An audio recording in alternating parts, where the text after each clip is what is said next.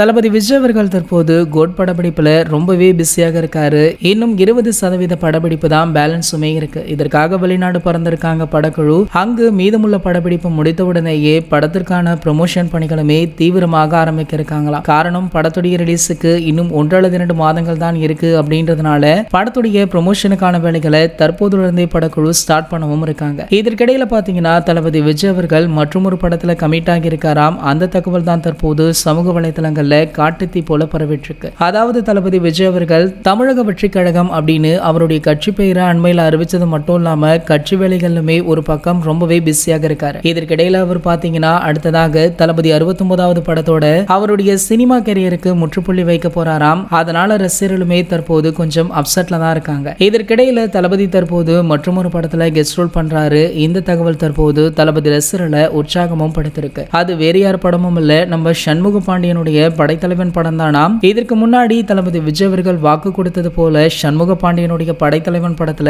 இவர் ஒரு சில காட்சிகள் வருகிறாராம். இதே போல நம்ம விஜய் சாருடைய கோட் படத்துல கூட கேப்டன் விஜயகாந்த் சாருடைய ஏஐ காட்சிகள் ஒரு சில நிமிடங்கள் வரும் அப்படின்ற தகவலுமே குறிப்பிடத்தக்கது. இது போன்ற நம்ம தளபதியை பற்றி வெளியாகும் அனைத்து செய்திகளுமே நீங்கள் உடனே தெரிஞ்சுக்க நம்மளுடைய தளபதி டாக்கீஸ் அப்படின்ற நம்ம சேனலை சப்ஸ்கிரைப் பண்ணிக்கோங்க.